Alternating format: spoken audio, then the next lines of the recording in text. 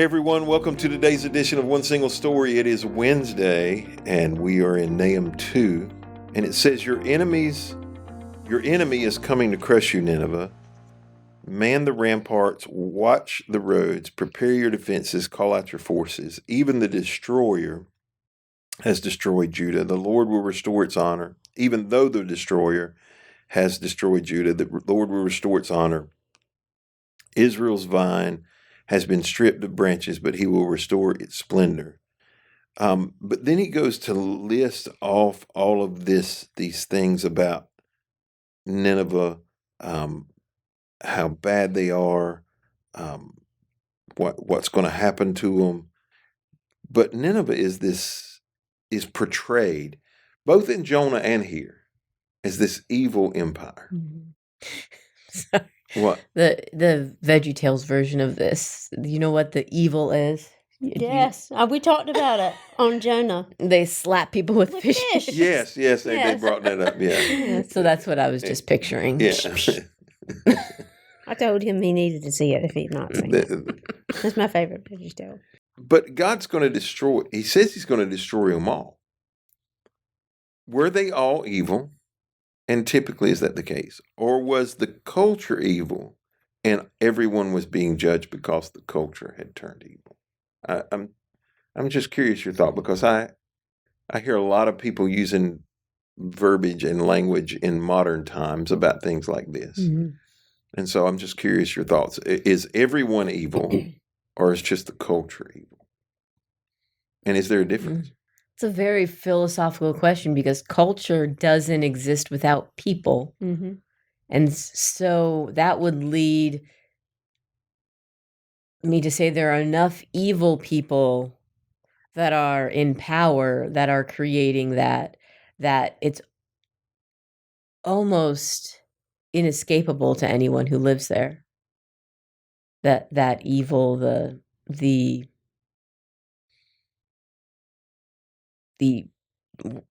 probably the greed, the taking advantage of people, the violence, all of that would be so part of the culture that people wouldn't escape it. Even people that maybe weren't as evil still participated and accepted it.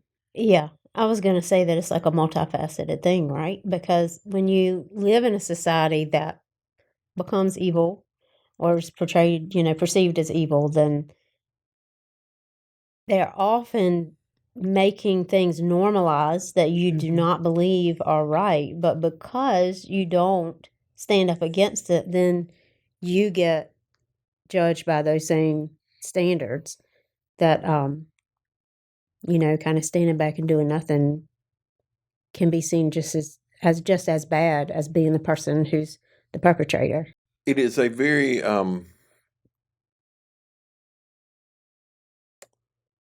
it's complicated in that we are of this world.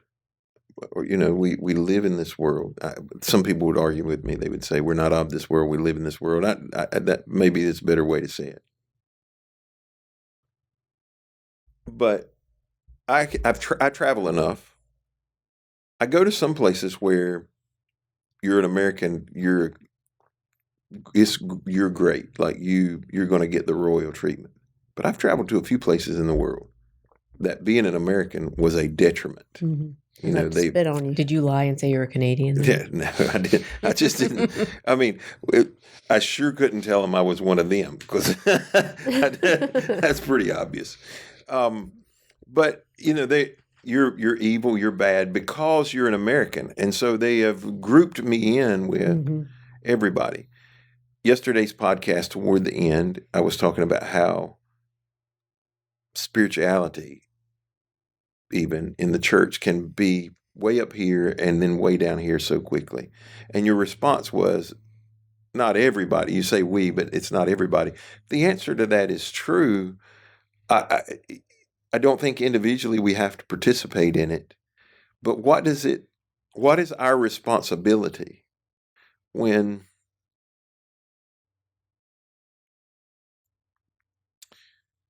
things are culturally accepted as norm and we do very little to change it? we're like, I don't do that, so why should it bother me? But we do very little to change it. I think that the biggest danger comes in when you accept it. When you accept it as normal, and when you accept it, then you believe it's okay to live that way, and it's okay for everyone else who is living that way. To me, that is the biggest danger in living in that type of society. And I often question for myself on those topics or in those situations, like, how did Jesus handle those situations in his lifetime? I mean, what would your answer to that be? So I was formulating an answer before you asked me that question, but I think it's probably the same. I mean, he did call out I was a lot thinking of about stuff. what I feel like my response is, it needs to be. But I don't think, at least my approach today, would be different than Jesus's. I feel like Jesus said what needed to be said to whoever would listen. Mm-hmm. And if they didn't want to listen, like, he didn't go chase people down. He would go to speak and people would gather. If they wanted to stay and listen, they could stay and listen. If they didn't, they could leave. But he wasn't.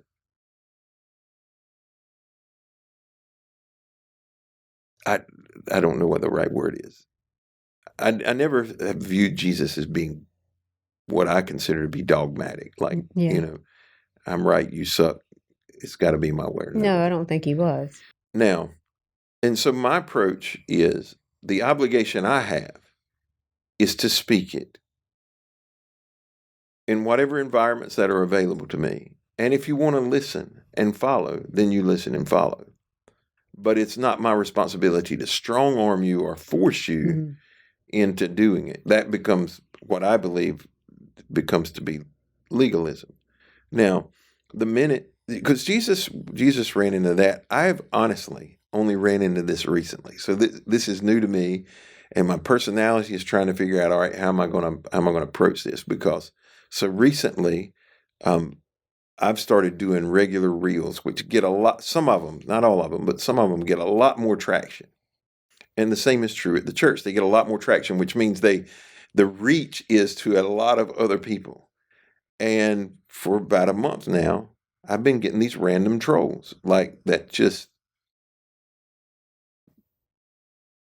go after me, and I'm trying to decide. So is it my responsibility to engage them? Should I say something back? How do I deal with this? Because I don't think it's as simple as just hiding the comment. I can do that if I want to, but that's not how I do it. I'm just trying to figure out, okay. I saw a hidden comment on a reel. You must have been the one to hide it from this weekend. No, I didn't. Oh, maybe I saw the comment though. I know what you're talking about. I don't know who it was. Yeah, I didn't hide it. But I did see it. Yeah. And so, but if they want to hear it, fine. If they accept it, fine. If they don't, like if they're atheists or whatever, because most of them are centered around, you're an idiot, use your brain, God doesn't exist, that kind of thing, But my obligation is to use my voice in the places that I can use it to speak what I believe to be the truth. And if you follow, fine. If you're there, fine. If not, that's fine too. I can't force you into doing it. Does that make sense? Yeah. And I feel like, talking about Jesus as the example and how to handle these situations, he was not known for what he stood against. That's not why he was here, which is also not why we are here. But I also believe that the example he set was to be truthful and honest and to put it out in the open, don't keep it in the dark, right, whatever it is. And it seemed to have divided people, because for some people it meant, oh, he knows the real truth. And the truth that he speaks is so powerful, it's going to change the way that I feel. It's going to change the way that I do this. I no longer accept this as true. Mm-hmm. I want things to be different because I see the truth that he's speaking, and it's going to change me. But on the other side of that, there's people who also see that truth, and they see how powerful that truth is, and they stand on the other side of it. And they'll be that person who says, they're going to get angry instead. Right. and they're going to turn against you. And I Yes. think that's okay. I mean, I think we Yeah, should, you just have to take that. we should Yeah. expect that. Mhm. And it doesn't mean that you have to stand, on the street corner yelling about it. But I do think that when someone asks you the question, or when you're put in a situation where you're able to speak the truth about it, that you should. Yeah, where we fail is not speaking the truth. I would agree with that. We can't live our lives as vigilantes out there fighting every bit of evil we find.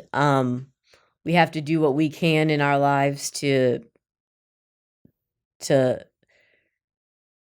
do what's right. I think sometimes God calls certain people to maybe do things. I'm thinking of like Martin Luther King Jr., where like not every person was called to do marches and to give these speeches and to do these kind of things, but it was needed in that situation. And but then thinking back, the concept that is in my head right now about our culture is kind of around consumerism, but around that fast fashion, about how much that us buying clothes that are, cheap, and the people overseas that have to work in horrible conditions to make those clothes, and about how it's so easy just to go do that and to buy those. And I mean, how can you survive having young boys without buying clothes at Walmart? I mean, you can't. And so I think there's things like that I think there are things in our culture that we do that aren't great, and sometimes you do just accept it, and it Well, there is. So I'll jump off of that example you gave of how can you survive without Walmart. There is literally a terminology, the Walmartization of the world's economy. Mhm. And they were the driver of it, where they pushed to keep prices down. They moved manufacturing, but Walmart was the big driver of particularly textile manufacturing moving out of this Mhm. country. They were the finishing touches, let me put it that way. And wages, so there's a lot of pieces to this. And Right. I'm probably going to piss some people off, but that'll be all right. Wages were kept artificially low for a long time. And the way they were able to be kept low is because prices were kept artificially low, because we were buying clothes from China. Almost everything was made in China. And you got child labor, maybe a quarter an hour, maybe, if you're lucky. Sometimes for nothing. We're going to give you a place to live and food, and that's going to be the extent of what you get. And we're able to turn our backs on that because we like the cheap clothes. I mean, we like the cheap fashion. I mean, the cheap prices just at Walmart. Cheap food or whatever. Right. And we're in a time of, well, we had a shock to that economy, with COVID and so many other things where they couldn't get stuff here, and suddenly things started changing and people started looking at things a little bit differently. But it is. I do think we participate in things. Consumerism is a real problem, like that we probably don't talk about enough, but it is a real problem in the culture today, and much of it has to do with the speed that culture changes. Oh, there's a new style, new fashion, new whatever. Fashion does change a lot faster today than it used to, and we've got to have the latest, and we want to be able to afford it, and we want to be able to do it. And I do think you're right that some people are called to do certain things. The thing that came to mind when you were saying that was the movie recently, Sound of Freedom, with Tim Ballard. Like, everybody can't do what he did, and everybody shouldn't do what he did. Because he has certain skill set, he has a certain heart, to do those kinds of things that, like. And I know some people who would yeah, I would go do that. But they would get killed or kill way too many people and create way more havoc than they would good. They're not, that's not what they're supposed to do. They're just creating havoc. And I think sometimes that we have to know our lane and our calling. That's important. We have to know our lane and our calling. And if we're comfortable in that, I think that works better. We're referring to whether or not all of these people are evil the entire nation, basically, or just some people, and everybody else was just kind of taken in with that because they were part of the society. And I mean, I do think that this ultimately is a really good reminder to us not to be considered part of a society that you would much rather be true to who you are as a Christian and to be known as a representative for Christ as opposed to wanting to fit into society. Yeah, because and looking like everybody else. When you think of the early church, they were so ostracized Mm-hmm. that they had to sell their belongings and pool their money just so they could survive. Mm-hmm. I mean, you see that earlier, back Acts chapter 2. I mean, that's what's going on. We see some of that happening now. Yeah, but we don't like the ostracization. Is that right? We don't like to be ostracized. We don't like to be put outside the camp. We like to be the ones in charge. We like to be the ones with the influence. And so it's a challenge for us to think that, okay, we're going to be excluded, because there are times I hear people say, America is corrupt. Well, you're part of it. Mm-hmm. Like you just painted yourself with a pretty broad brush. And so I do think we have to be able to figure out how to live in it and not be of it. And that can be a challenge. It can be, but I also believe that, like you said, people making that statement about corruption. Well, the good thing is, if you're part of it, then you can change it. Yeah. You can help be the change. That's right. Well, thank you for joining us today on this edition of One Single Story. We hope you'll be back tomorrow as we continue our conversation in Nahum.